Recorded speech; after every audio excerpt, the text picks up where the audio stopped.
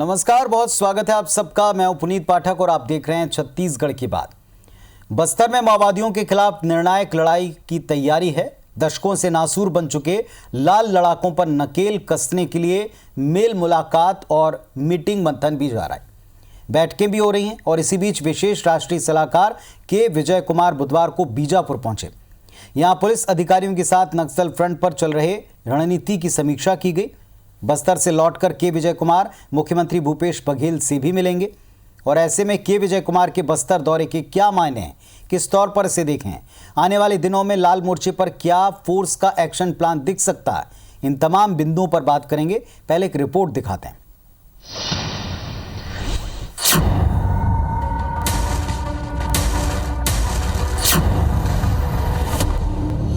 छत्तीसगढ़ में दशकों पुरानी समस्या लाल हिंसा के खिलाफ एक निर्णायक जंग की तैयारी हो रही है। इस बार सरकार कोई कसर बाकी नहीं छोड़ना चाहती।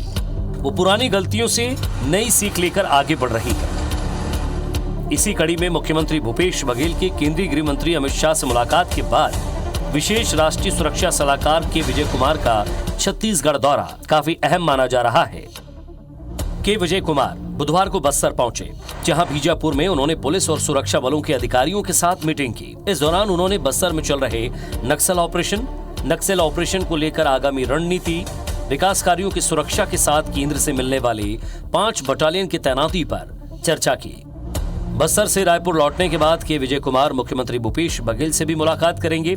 इधर विपक्ष ने नक्सल फ्रंट पर सरकार की रणनीति पर सवाल उठाते हुए आरोप लगाया कि कांग्रेस सरकार आने के बाद नक्सली ज्यादा सक्रिय हैं। इधर सत्ता पक्ष का दावा है कि कांग्रेस की सरकार आने के बाद नक्सलियों के हौसले पस्त हुए हैं। सरकार कांग्रेस के आने के बाद हम लगातार देख रहे हैं नक्सलियों के द्वारा जो क्षति पहुंचाई जा रही है। ऐसे समय में निश्चित रूप से यहाँ पर ठोस योजना बना करके, कारगर योजना बना करके कार्रवाई करने की आवश्यकता है। कुछ लोगों ने आत्मसमर्पण पहले भी किया था, कुछ लोगों ने अभी भी किया है, लेकिन ये खौफ होनी चाहिए जो मुझे लगता है कि समाप्त हुआ है और इसके कारण लगातार वारदात को अंजाम दे रही है। जो घटनाएं पहले होती थी उस तुलना में जो नक्सली हैं उनके हौसले भी कम हुए हैं। उनके बीच में भी लोग उनसे हटने लगे हैं। उनकी जो एक मोनोपोली चलती थी उस क्षेत्र में, जो आम जनमानस उनका साथ देता था, वो भी उसमें भी कहीं ना कहीं कमी आई है और यही वजह है जिसके कारण जो नक्सली घटनाएं कम हो रही है। दरअसल पिछले कुछ दिनों से बस्तर में बड़े नक्सलियों की सक्रियता बढ़ी है, जिसके बाद पुलिस ने भी ऑपरेशन तेज किए हैं। सुकमा, बीजापुर, दंतेवाड़ा और कांकेर में बीते 30 दिनों में चलाए गए ऑपरेशन में 7 नक्सली मारे गए हैं। कुल मिलाकर बस्तर में लाल लड़ाकों के खिलाफ सरकार और फोर्स दोनों ही आक्रामक मूड में है। के विजय कुमार के छत्तीसगढ़ दौरे को लेकर ये मायने निकाले जा सकते हैं कि बस्तर में अब लाल आतंक के दिन गिनती के रह गए हैं। रायपुर से राजेश मिश्रा के साथ ब्यूरो रिपोर्ट, IBC 24। तो हालांकि पहली बार नहीं कि जब सुरक्षा सलाहकार इस तरह प्रदेश आए हों। पहले भी वरिष्ठ अधिकारी आते रहे हैं, पुलिस की टीमों को लीड करने वाले अधिकारी आते रहे हैं, क्योंकि नक्सलवाद न केवल छत्तीसगढ़ में बल्कि मध्य भारत के कई ऐसे राज्य हैं जहां पर ये फैला हुआ है और एक कॉरिडोर सा है जिसमें नक्सली इधर से उधर मूव करते हैं और ऐसे में कलेक्टिव, एक साझा प्रयास की और एक साझा रणनीति की आवश्यकता होती है।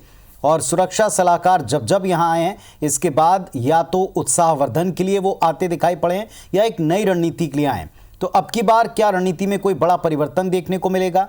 क्या जो पिछले दिनों कामयाबियां मिली हैं उसको लेकर के बातचीत करने आए हैं? आने वाले वक्त में किस तरह स्ट्रेटेजी में चेंज हमको देखने को मिलेगा, उसका क्या असर होगा, ये वक्त बताएगा। लेकिन फिलहाल जो अब तक फोर्स ने काम किया है, अब तक जो राज्य काम कर रहा है, अब तक जो टीमें साथ में मिलकर काम कर रही हैं, क्या उसमें कोई खामियां भी पाई गई हैं, इस पर भी चर्चा करेंगे। हमारे साथ में आज दोनों पक्षों से 2 लोग जुड़ेंगे, लेकिन इस वक्त हमारे साथ रमेश वर्लियानी साहब जुड़े हैं। सत्ता पक्ष के एक जिम्मेदार नेता हैं, कांग्रेस पार्टी के जिम्मेदार नेता, और मेरे सहयोगी राजेश मिश्रा जी जुड़ गए हैं इस खबर के ऊपर, जिन्होंने दिन भर कवर किया है। राजेश जी, जिस तरीके से हम पहले भी देखते रहे कि जब कभी भी नक्सल मोर्चे पर लड़ाई की बात आई है, केंद्र राज्य का तालमेल, आस पड़ोस के राज्यों का तालमेल बहुत इंपॉर्टेंट होता है।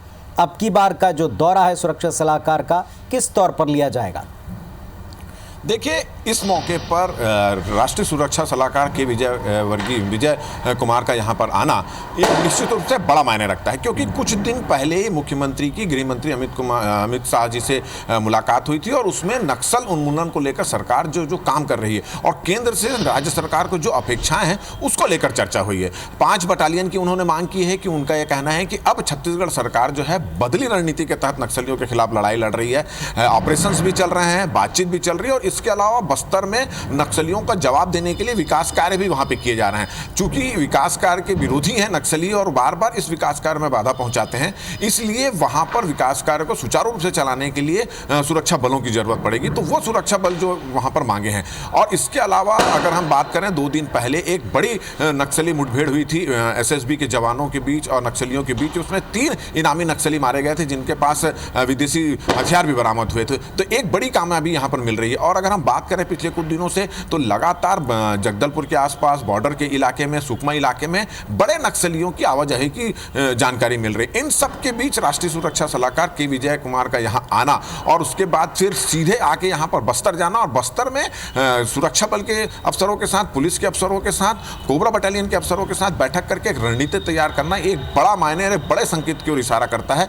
कि आने वाले दिनों में शायद जो छत्तीसगढ़ की पुलिस यहाँ पे तैनात सुरक्षा बलों के साथ और पड़ोसी राज्यों के साथ मिलकर नक्सलियों के खिलाफ एक बड़ा अभियान शुरू कर सकती है। तो इन तमाम अगर पहलुओं को देखा जाए तो के विजय कुमार का यहाँ पर आना काफी महत्वपूर्ण माना जाता है। कल वो शाम को यहाँ पर आए, रात्रि यहाँ विश्राम की और सुबह 6:30 बजे वो यहाँ निकल गए बीजापुर के लिए। बीजापुर में अफसरों की मीटिंग ली और साथ ही साथ जो पिछले दिनों इनकाउंटर हुआ था नक्सलियों के साथ, उसमें जो एसएसबी के जवान और डीआरजी के जवानों ने बहादुरी का परिचय दिया था, उनके पास जाकर उनकी भी हौसला अफजाई वहां पर की है। और उसके बाद जो अभी जानकारी मिल रही है कि वो भिलाई आए हैं और भिलाई में एसटीएफ के जो है अधिकारी हैं उनसे मुलाकात कर रहे हैं। और अगर वो रायपुर आके फिर मुख्यमंत्री से भी मिलेंगे, डीजीसी भी मिलेंगे, गृह विभाग के अफसरों से मिलेंगे और यहाँ सुरक्षा बल के जो अधिकारी, वरिष्ठ अधिकारी बैठते हैं उनसे भी मुलाकात करेगी।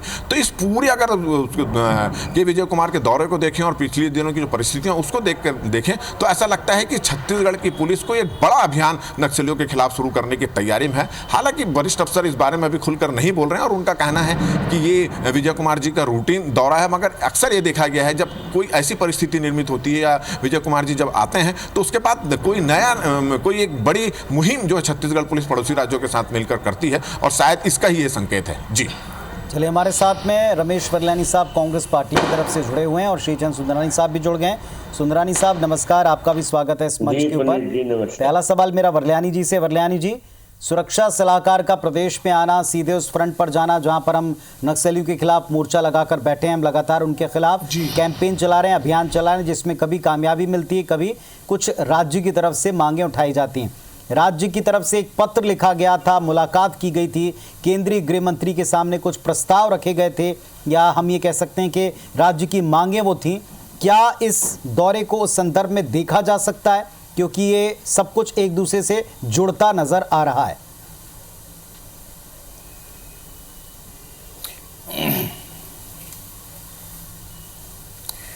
निश्चित रूप से पुनीत जी, इसको मुख्यमंत्री जी भूपेश बघेल जी ने पिछले दिनों गृह मंत्री अमित शाह साहब से भेंट की थी और नक्सली समस्या के उन्मूलन के लिए कुछ मांगे रखी थी।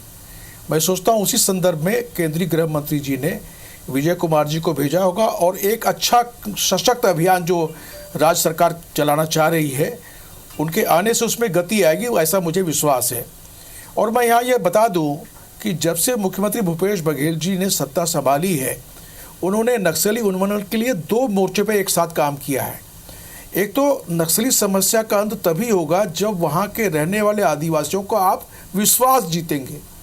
अभी ये हो रहा था कि वहाँ के आदिवासी पुलिस और नक्सलियों के 2 पार्टों में पिस रहे थे।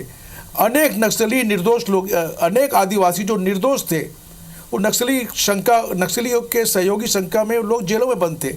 तो भूपेश बघेल जी ने पहला काम किया आदिवासियों को मैसेज देने का कि जो निर्दोष आदिवासी हैं उनको जेलों से रिहा किया जाएगा। एक सुप्रीम कोर्ट के रिटायर्ड जज के नेतृत्व में कमेटी बनाई और वो कमेटी अपना काम कर रही है, अनेक लोग रिहा भी हुए हैं। दूसरा काम उन्होंने ये किया कि वहाँ विकास के कार्यों को गति देने का काम किया, रोजगार के नए अवसर पैदा करने का काम किया। ये सारे जो काम हुए हैं और वहाँ की आदिवासियों की आमदनी, आर्थिक सशक्तिकरण के क्या क्या काम हो सकते हैं, उसके लिए उन्होंने तेंदुपत्ता की तोड़ाई दर बढ़ा दी, वहाँ के वनोपज जो हैं उसको समर्थन मूल्य खरीदने का काम किया। कृषि क्षेत्र में पिछड़ा है तो कृषि सिंचाई की योजनाएं शुरू की। बस्तर के नौकरियों में बस्तर के नौजवानों को प्राथमिकता मिले, इस दिशा में काम किया। तो ये दोनों स्तर पे काम करने के बाद ही आज हम इस स्थिति में पहुंचे हैं कि हम नक्सलियों को घुस के मार पा रहे हैं, क्योंकि उनका लोकल कॉन्टेक्ट खत्म हो रहा है आदिवासियों से। तो ये एक बहुत बड़ी पहल है मुख्यमंत्री जी की, और केंद्र के सहयोग से और जॉइंट ऑपरेशन से हम सोचते हैं कि नक्सली समस्या का उन्मूलन भूपेश बघेल जी के कार्यकाल में ही हो जाएगा, ऐसा हमारा विश्वास है। सुंदरानी साहब, आप सुन रहे थे, आपने सुना कि एक प्रमुख बात है कि जब कभी भी केंद्र के पास राज्य कोई प्रस्ताव, कोई सलाह, कोई मांग लेकर जाता तो विपक्ष का रिएक्शन हमने देखा है अलग अलग मुद्दों पर। लेकिन नक्सलवाद जैसे गंभीर विषय पर अगर केंद्रीय गृह मंत्री से मुलाकात, इसके बाद उसी दिन उसी तारीख में पत्र लिखा गया जिसमें 5 प्रमुख बातें थीं, विश्वास को डेवलप करने को लेकर, रोजगार को लेकर, वहाँ कैसी राहतें रियायतें चाहिए उसका जिक्र उसमें था, और अब सुरक्षा सलाहकार का प्रदेश आना, और अभी भी जब हम बात करें तब भी उनका मुलाकातें करना, जवानों से मिलना, क्या इसे ज्वाइंट आप पाते हैं? क्या इसे केंद्र का एक हाथ आगे बढ़ाना पाते हैं? बिल्कुल, केंद्र तो तैयार बैठा है नक्सलवाद का सफाया करने के लिए, लेकिन इच्छा शक्ति तो राज्य सरकार को दिखानी पड़ेगी। मैं अभी आदरणीय वरल्यानी जी को सुन रहा था। अगर मैं बात करूं, अमित शाह जी खुद भी आकर छत्तीसगढ़ में एक बैठक कर चुके हैं। हमारा दृढ़ संकल्प था 2021 तक नक्सलवाद को समाप्त करना। डॉक्टर रमन सिंह जी का भी संकल्प था और हमारी केंद्र की सरकार का भी एक संकल्प है। निश्चित रूप से हम राज्य सरकार के सहयोग में खड़े हैं नक्सलवाद के सफाई करने में, लेकिन इच्छा शक्ति को जागृत करना तो राज्य सरकार का काम है। और कहीं न कहीं नक्सलियों के प्रति जो लचीला रूप, नरम रूप प्रदेश की सरकार का रहा है, तो वह भी एक कारण है कि ग्रामीण बड़ी संख्या में नक्सलियों से के हाथों मारे जा रहे हैं। भले ये ऊपर से दिख रहा है कि बड़ी शांति हो गई है, बहुत कुछ संभाल लिया है। अभी आदरणीय वरल्यानी जी कह रहे थे कि हमने रोजगार दिया, हमने नौकरियां दी। कोई नौकरी नहीं दी, कोई रोजगार नहीं दिया, कोई विकास का काम नहीं किया। अगर बात करें हम आदिवासियों की, तो उनके लिए तेंदू पत्ता तोड़ने का अगर ये बात करते हैं, 4000 रुपये मानक बोरा के कीमत में हमने खरीदा, तो कहीं ना कहीं बोनस खत्म किया हमने, जो और उनको छात्रवृत्ति मिलती थी वो खत्म कर दिया। ये कान इधर से पकड़े या उधर से पकड़े। डॉक्टर रमन सिंह जी की सरकार जितनी सुविधाएं आदिवासियों को देती थी, निश्चित रूप से कांग्रेस भुलावा में आदिवासियों को रखने का काम लगातार कर रही है। मैं उस राजनीतिक इशू पे नहीं जाऊंगा, क्योंकि पुनीत जी आपने ये डिबेट नक्सलवाद के ऊपर और केंद्रीय सुरक्षा सलाहकार जो आए हैं, निश्चित रूप से माननीय गृह मंत्री अमित शाह जी ने उन्हें भेजा है, तो निश्चित रूप से कोई सुंदरानी साहब कहीं ऐसा तो नहीं है जो अभी आप बात सुन रहे थे जिसपे वरल्यानी साहब का ये कहना था कि नक्सलवाद की समस्या पर जो प्रहार करना, पिछले समय रमन सिंह कहते थे त्रिस्तर पर हम काम करेंगे, उसमें भी कहीं उनका सोशल रिफॉर्म करना वो भी इसमें शामिल था। अब सरकार कहती है कि फेथ बिल्डिंग बड़ा ज़रूरी है, तो फोर्स भी चाहती हैं कि विश्वास बढ़ेगा तभी सूचनाएं मिलेंगी, तभी जानकारी के आधार पर आप एक्शन ले पाओगे, क्योंकि फोर्स को बड़ी दिक्कत ही है कि पहचाने कैसे, कौन किस तरफ कहाँ खड़ा हुआ है, कौन किसकी क्या पहचान रखता है। बड़ा सवाल है कि कहीं विश्वास मेकिंग के लिए जो उदारता वाला हाथ बढ़ा रहे हैं, आप उसी पर प्रहार तो नहीं कर रहे हैं, विपक्ष उसी पर चोट तो नहीं कर रहा, उसी को तो आप नहीं कहते कि लचीला रवैया है। निश्चित नहीं, ये विश्वास की बात बढ़ाने की बात नहीं है।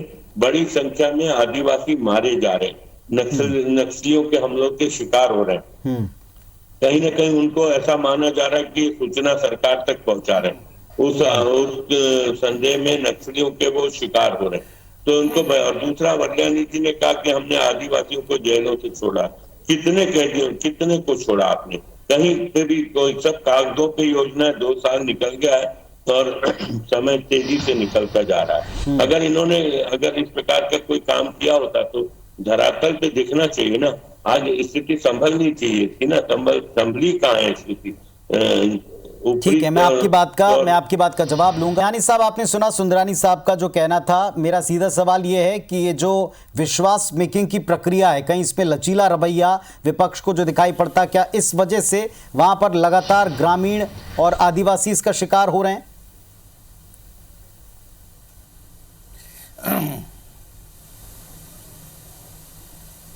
देखिए पुनीत जी, मुझे आश्चर्य हुआ कि सुंदरानी जी जैसे जिम्मेदार आदमी को इस तरह की गैर जिम्मेदाराना बात नहीं करना चाहिए।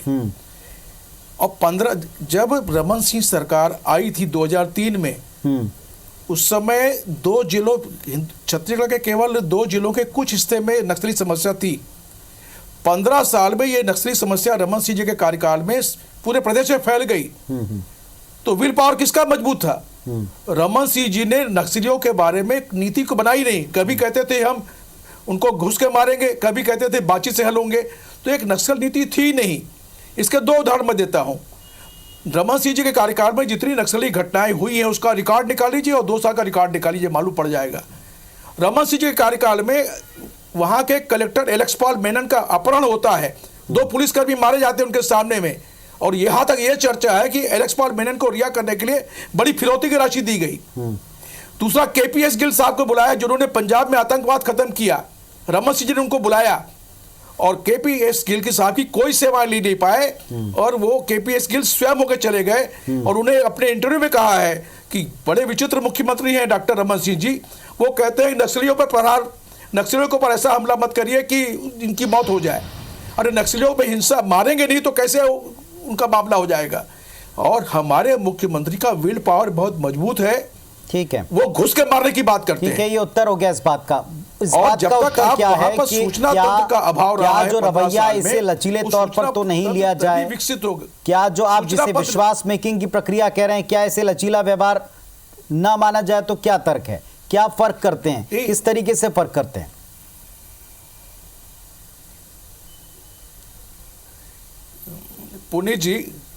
पुनीत जी, यदि वहां के आदिवासियों का मन जीतकर हम उनको जोड़ने का काम करते हैं और नक्सलियों से अलग करने का काम करते हैं तो उसका लचीला रुख नहीं माना चाहिए। यह रणनीति का हिस्सा होता है।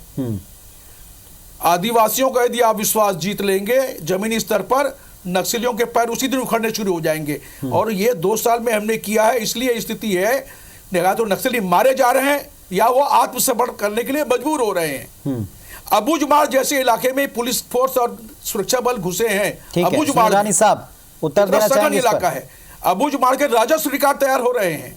वहां हम पट्टे का वितरण का काम कर रहे हैं। बोलने में एक दिखता नहीं इन लोगों को, बोलने में बहुत अच्छा लगता है। हर चीज को राजनीतिक चश्मे से मत देखिए सुंदरानी जी। घुस के मारे, केंद्रीय रिजर्व पुलिस काम कर रही है, जो भी कर रही है, केंद्र की टुकड़ियां लगी हुई है बस्तर में, तो आज ये स्थिति हो रही है। और ये तो सारा डॉक्टर रमन सिंह जी ने जो प्लान बनाया था वही प्लान पे काम हो रहा है, उसी को आगे बढ़ाया जा रहा है। इसमें भूपेश बघेल जी का क्या योगदान रहा है? क्योंकि डॉक्टर रमन सिंह जी ने दृढ़ संकल्प लिया था कि 2021 तक हम पूरी तरह से नक्सलवाद को समाप्त करेंगे। और वो 2 जिलों की बात आदरणीय वर्ल्यानी जी कर रहे हैं। सरगुजा में हमने पूरी तरह नक्सलवाद को समाप्त किया, जो विरासत तो 15 सुंदरानी जी 15 साल में बढ़ा भी लिया आपने नक्सलवाद को।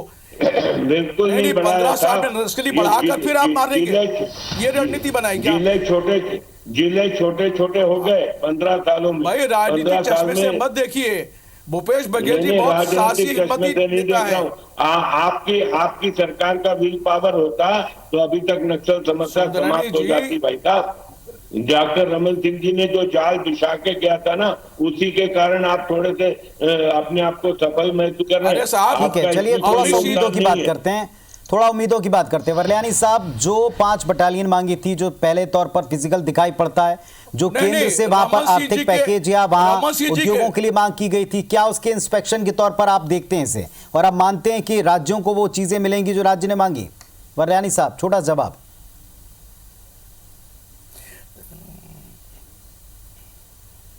देखिए, केंद्र सरकार का रवैया जो है पैकेज देने के मामले में बहुत लचीला जो होना चाहिए नहीं है। बस्तर के आर्थिक विकास के लिए जो संसाधन हमको चाहिए, जो भूपेश बघेल जी ने माना है, वो नहीं मिला अभी तक। आश्वासन मिला है और तो और कोरोना काल का जो हमने पैकेज मांगा था वो तक नहीं मिला है। जीएसटी का पैसा हमको नहीं मिला है पुनीत जी। उसके बाद भी हमारा हौसला इतना बुलंद है कि हम नक्सलियों के गढ़ में घुस के मारने का काम कर रहे हैं। और हमें पूरा विश्वास है कि भूपेश बघेल जी के कार्यकाल में ही बस्तर से नक्सलियों के पैर उखड़ जाएंगे। ठीक है, सुंदरानी साहब, के विजय कुमार जी के दौरे को आप क्या इंस्पेक्शन के तौर पर देखते हैं कि जो मांगे रखी राज्य ने, क्या उसका इंस्पेक्शन करने को आए? ऑपरेशन होना चाहिए। पुनीत जी, हम एक बात पे तो सहमत हैं कि छत्तीसगढ़ से नक्सलवाद का सफाया होना चाहिए, वो चाहे इंस्पेक्शन सरकार करने आए छत्तीसगढ़ हैं। में किसी की भी हो, और केंद्र सरकार इसमें पूरी मदद करेगी। निश्चित रूप से विनय कुमार जी का जो दौरा इसी परिप्रेक्ष्य में है, क्योंकि अमित शाह जी ने दृढ़ संकल्प लिया हुआ है कि ठीक है। देश में नक्सलवाद और आतंकवाद का पूरी तरह से सफाया किया जाए। चलिए, कुल मिलाकर सत्ता पक्ष और विपक्ष दोनों के अपने अपने तर्क हैं इस मुद्दे को लेकर, लेकिन दोनों चाहते हैं कि ये समस्या हल हो, प्रदेश चाहता है समस्या हल हो। दशकों से जो नासूर बन चुका है, इस नासूर को साफ करने का काम सख्ती से किया जाएगा, कोऑपरेशन के साथ किया जाएगा, तालमेल के साथ किया जाएगा, ये बात तो क्लियर। लेकिन ये तालमेल सरकारों के बीच में कितना रहता है और फोर्सेस के बीच में कितना रहता है, ये दो अलग अलग चीजें हैं। फोर्सेस के बीच में बेहतर तालमेल से काम हो, जो अच्छा तालमेल है उसे सराहा जाए, उसी दिशा में इस दौरे को फिलहाल देखा जा रहा है। लेकिन जब मुख्यमंत्री से मुलाकात होगी, इसके बाद रणनीतिक स्तर पर जमीन पर क्या फर्क दिखेगा, ये जरूर हम सबकी नजर में आने वाले वक्त में आएगा। बहुत धन्यवाद आप दोनों का जुड़ने के लिए। नमस्कार।